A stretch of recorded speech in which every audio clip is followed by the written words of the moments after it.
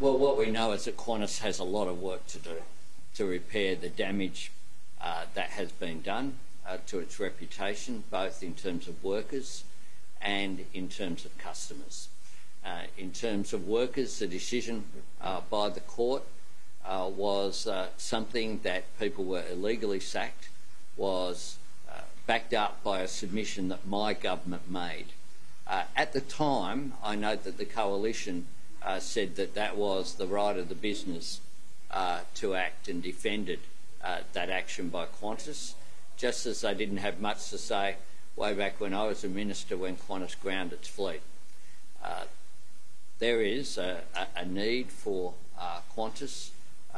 Is an important Australian company. It's an important Australian brand internationally, and there's a lot of work to do to repair its reputation.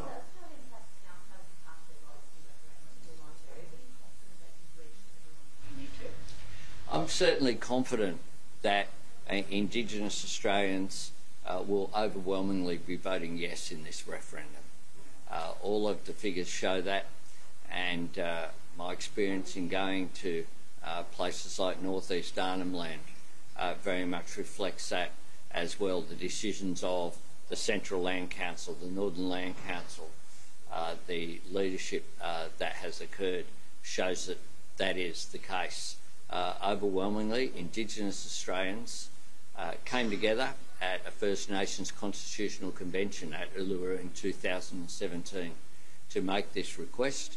I hope Australians do vote for this. Of course, remote polling booths are an important part of Australian elections, including referendums. Do you feel like the detail is why the yes vote is failing in the polls?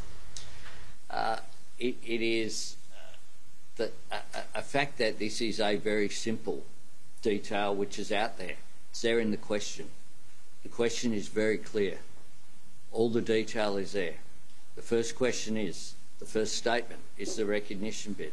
In recognition of Aboriginal and Torres Strait Islander peoples as the first peoples of Australia. And it says there shall be 3 points. There shall be a body to be called the Voice. The second is what it would do. It may give advice to Parliament and Executive Government on matters affecting Indigenous Australians. And the third is very clear, the primacy of the Parliament to provide for, to make laws or to legislate for the matters affecting the Voice, including, so that including word is really important as well because that makes it all encompassing, the procedures, compositions, functions of the Voice. It's very, very clear what's before the Australian people. What has occurred during this campaign is a lot of information being put out there, including by some who know that it is not true. They know that the Voice won't be sitting down with the board of the Reserve Bank determining interest rates, or the head of defence deciding where Australia's bases will be. They know that it won't be about future taxes, or people won't lose their homes because of that. I've seen stuff saying that all private ownership would disappear, that it is about the United Nations taking control of Australia. We know that there's a lot of, and that's before you get to some of the quite unsavoury comments that are being made, or claims that are being made, some of which we saw at the demonstrations that were held last Saturday. This is a positive request from Indigenous Australians. It is a generous request. It is clear, a non-binding advisory committee that won't fund programs, that won't have the right of veto over Parliament or over legislation.